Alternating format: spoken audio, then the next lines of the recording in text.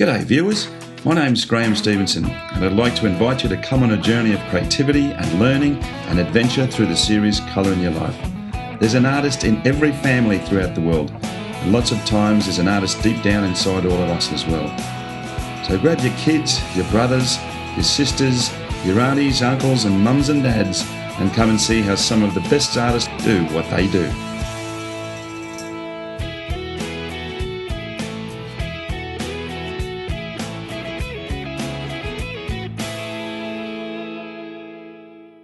Well, hi folks.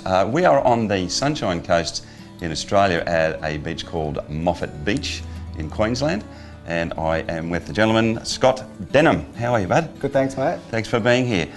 Scott loves the environment, very much involved in water sports. He's a fantastic surfer himself, but paints a series of pictures that I think you find really fascinating today. Tell me a little bit about your background as far as where you started and how you got involved with the environmental side of artwork. Graham, the environmental side of it started with living out west as a kid. Sort of grew up in the outback. Sort of got a real appreciation for the landscape and the animals and that sort of thing. When I was about 13, we moved to the Sunshine Coast, took up surfing, and that was the end of it. It was love at first sight, really, with the surfing in the ocean, and yeah, it all just sort of went from there. So from a young age was, you know, very landscape-based, outback-based, and then had a very big shift to ocean-based. As soon as you climbed on a surfboard. Yeah, exactly. Exactly. But today, and we've got to thank a company and a gentleman, Mr. Alex Holzer from Hydrocryl Paints in Melbourne.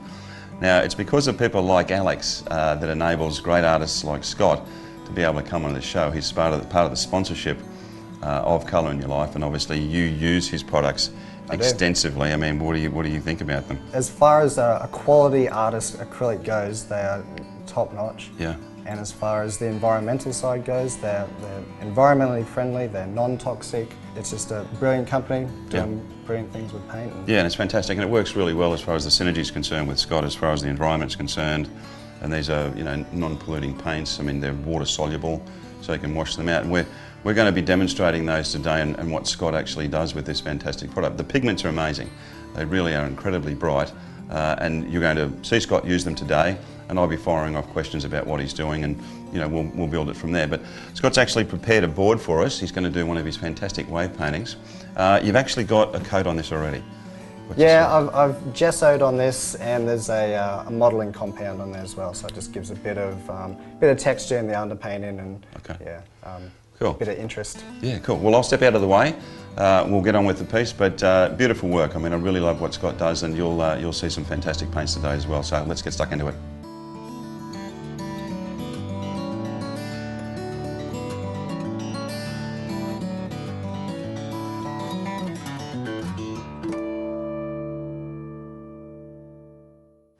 Okay, so I'm just going to start here with some of these brilliant hydrocryl blues. So the turquoise, which is my favourite colour. It's those blues that you get in the, in the reef at the beach. This paint was actually invented by a chemist back in the late 70s, Dr. Jeffrey Pura.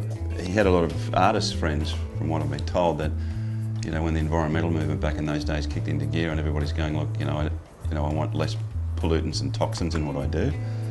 So he basically worked with artists to come up with this paint, and that's, you know, the best non-toxic paint on the market, which is great. It is, and that's exactly why I use it, Graham. 100% non-toxic, environmentally friendly, and what else can you say? It's brilliant paint. And it goes with the pictures that you create as well.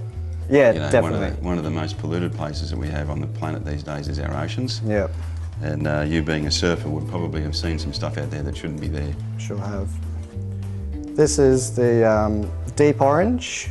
These single pigments are probably the most vivid paints that I've ever used. I've never seen anything like it. And the cadmium hue yellow, hue being the purest form of the pigment. And the last one is the Inca gold. I love this colour. So you're sort of still using a fairly basic palette, but you get all the colours that you want because of the intensity of the pigments anyway. Yeah, exactly. And because they're all single pigment, they're just, once you mix them, they're still extremely vivid. They're not going to muddy like some brands do, some paints do. Okay, Scotty, you got a roller there, mate. Yeah, I just find that it distributes the paint just that little bit more evenly, I guess. Yeah, sponge roller. Yep, sponge roller, just El Cheapo from the craft store. Yeah. As we were saying before, I mean, those colours are just dynamic, aren't they? Oh yeah. Yeah. I really have to put in black sometimes to dull them down. Yeah, it's amazing. But I just love the effect with the roller as well. You're just getting so much quicker than... It just, distributes a hell of a lot quicker. Yeah. Spray bottle. Yep, so I'll just spray it every now and then just to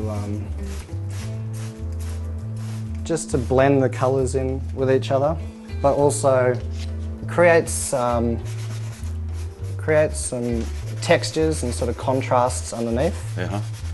You actually really started out your creative career by working with Australia Zoo many years ago. Yeah, so I started at Australia Zoo in the mid-20s as the website designer actually. So I was a graphic designer before that, and that led to website design, and then one thing led to another, and I ended up at Australia Zoo as their website designer, which sort of went to social media as well. So I was the zoo's social media manager for a while. That's pretty cool. The very famous Steve Irwin, whose name changed the environmental Certainly world did. as well, didn't he? Massive influence on myself. Oh, that's great. On my art. He was a pretty incredible human being. He was, yep. And you don't muck around with your canvases either, I've noticed. You actually use linen. I do. I have to. It's Yeah. a bit stronger. Yeah, well, you're obviously aggressive, but the fact is that if you're going to be serious about your work, you need to be serious about your materials. Well, that's right, yeah. The other good thing about linen is that it's actually made from a plant called flax, which is like hemp, very, very sustainable, a lot more sustainable than cotton. In terms of production as well as growing it, just a lot more environmentally friendly. So that was sort of a natural thing for me to lean towards. Yeah, you're obviously very conscious about everything that you put into your work. Definitely. You know, sort of saying, look, you know, if I'm going to be serious about this, I need to do all my research. I did a lot of research actually. Going from oil-based painting as a junior, so you know, as a kid, that's what I was taught, and then went to acrylics once I learned about these paints specifically, but also learning a lot about the environmental impacts of just the pigments and the minerals used, and even using mineral terps to thin out your paint or to wash your brushes, that sort of thing. Yeah, you know, I suppose being an avid surfer, you know, it goes hand in hand. it certainly does. When you're out there in the water, you see the effects of the coral reefs and that you're surfing over, and the water quality, and it's, you know, you're in the elements, and it really does make a difference. It makes you want to make a change and to get other people to make that change as well.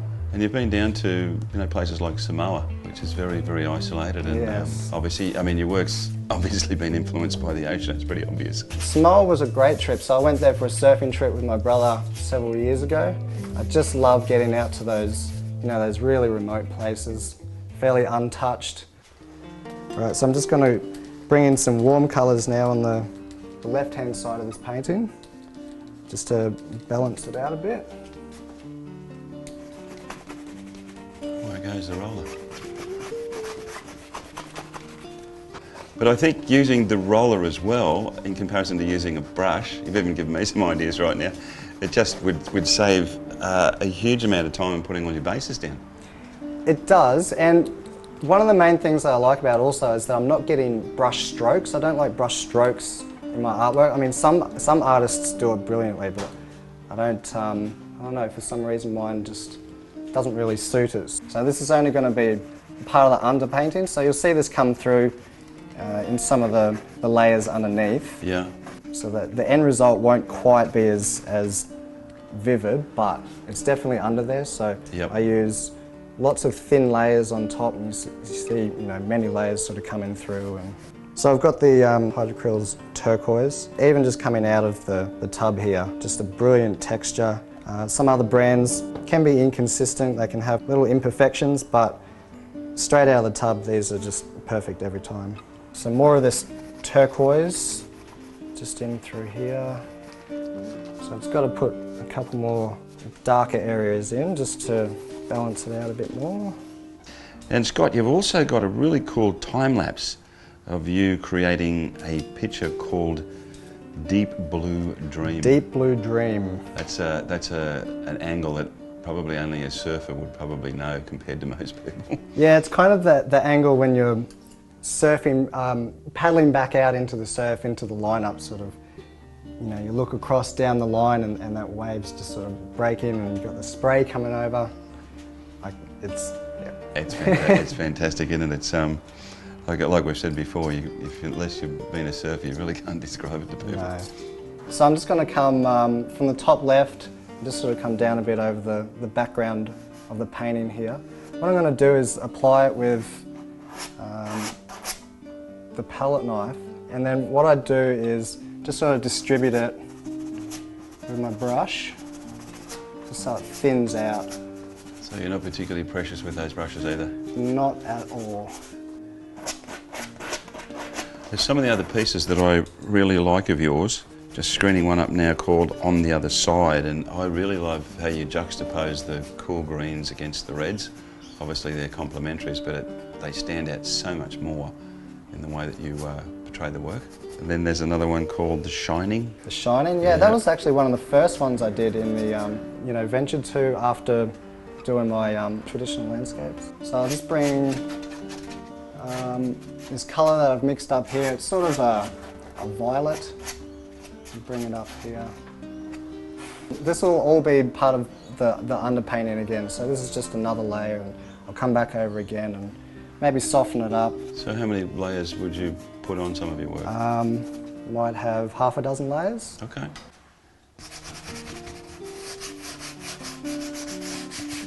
Now hands. You know what you're doing right then? The best part about hydrocryl is you don't have to worry about any poison sneaking into your body. You don't. No toxins whatsoever. Yeah. So They can just as you can see, I'm not the cleanest of painters. So in the past, you'd sort of get your hands into it and go, "Oh, should I be wearing gloves? Should I even be doing this at all?" Because some of the cadmium content in some other paints is really extreme. Bit nasty. You've got to be really careful. Yeah. Music actually plays a big part in your work as well.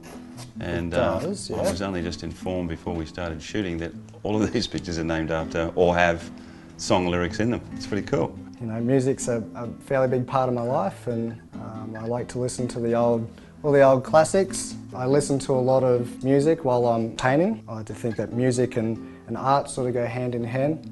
But I saw you had one of my favourite bands, and the song was some lyrics out of Black Dog with Led Zeppelin. That's right. So more dry techniques here, just putting some dry paint on to dry layers. And what I'll actually do now is I'll get out the spray bottle again. Yeah. And I'll just bring some of that original painting, the original colours back through. Okay. Oh, it sort of bleeds it back out again. Yeah. Just nice little textures in there. Sometimes it's subtle, sometimes I'll just wash it right back. Let it drip through. That'll create some nice textures later.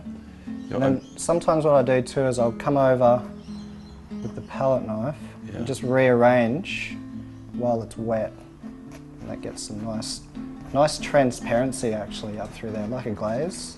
I have friends sometimes come over and have a look at my art while it's maybe at this stage of a painting and sort of look at it and go, oh, how is that ever going to be a finished product? I just tell them it takes a little bit of time and a few layers. Sometimes they don't understand that all paintings start out this way.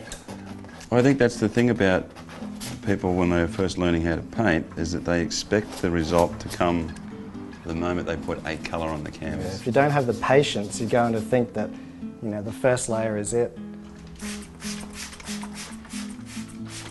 So I'm just going to rip most of this away. I want this section to sort of be a bluey green. So the idea here is that there's a background here of maybe, I don't know, a forest or palm trees or something like that, and then it sort of goes a little bit deeper. A bit more depth in it where you know, two different layers of palm trees, and then this side here will sort of have the same sort of look as well. So to get the painting to a point where I can put in the wave, what I'm going to do is we'll just finish off. There's a few more layers still to go in through here and down on this side. So we'll put in this background here, this suggestion of the palm trees or the jungle in the background. So what I'm going to put here is little palm tree looking things sort of sticking out. They'll come out over onto the contrasting colours there, the warm against the cool colours. All right, Scott, well, you're making some fantastic progress there, but I'm going to let you work for a little while and we'll come back later on. Beauty.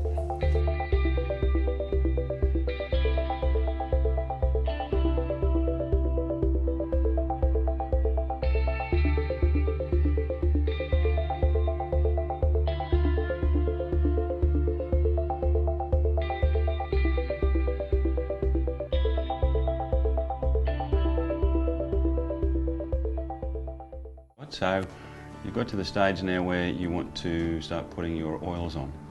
Yeah, so I've blocked it in with the hydrocryls, best base around for that. I've put in a nice warm, sort of a base to what will be the spray and sort of the crashing part of the wave, the wash of the wave. So I'll just come over that now with these oils, and we'll fix it up and we'll build a little wave and watch it come alive. Sounds fantastic. So it's a fairly traditional sort of technique from here, just applying the oils as you normally would. Yep. So with the waves, the most important thing is to get the light correct. Every wave is unique, the shape, the way that the light sort of filters through the wave. But that's the beauty about your work. When you look at it, it's just so understated. There's a whole story in the picture with just a slight hint of form and shape. Yeah, I think that's something that I've been drawn to with this style, is just sort of, you know, it's fairly drawn back, fairly minimal to, you know, to a degree, but it also says a lot. Like every wave, like I said before, every wave is different. Every light situation is different from day to day, and I just try and capture all those, you know, just those little moments. So my favourite part about building one of these waves is like I've been saying, the light. And it's the interest parts in a wave is the energy source, which is where the wave is actually breaking. So the point where a wave is, you know, the lip of the wave is breaking over. So I've got two of those points there. And what happens, because the wave comes over, what's called the wall is a bit thinner in that section, so it allows light to come through. So what I'm actually going to do is I'm going to exaggerate it for a little while, a little bit here. So just blending it into the darker parts of the top of the wave there, the top of the lip. You see you get little ripples of light come through. So even though I like to paint, you know, the epitome of what a surfer would see a wave as, you know, the perfect wave, still little imperfections which I like to bring into it. You can actually see a similar approach that you've made in some of the other paintings, like the end is always near. And then another one, every new beginning. Get that same beautiful effect through those waves. Yeah, when I'm out in the surf, it's actually one of my favourite parts of, you know, favourite things of being out in the water. It's, you know, watching the light, if it's early in the morning or late in the afternoon, you get the light filtering through and really just reinforces, you know, brings home why you're a surfer, out in the elements, and it's a beautiful thing. So I'm just defining the top of this wave, the start of the spray, which, as a surfer would know, means that it's offshore. Yep. And you would know, it means the conditions are perfect. Absolutely. And close to, if not. The wind's blowing in your face. Yep. Beautiful. Look at that. So I'll just let that I'll fade into the background there, and I'll give it a little bit of shape. Just as that wave starts to turn over, look at that. Yeah. Fantastic. So adding the spray really brings in some movement into the painting. It shows the movement, you know, the direction of the wave. It allows me to bring in just a different element to it.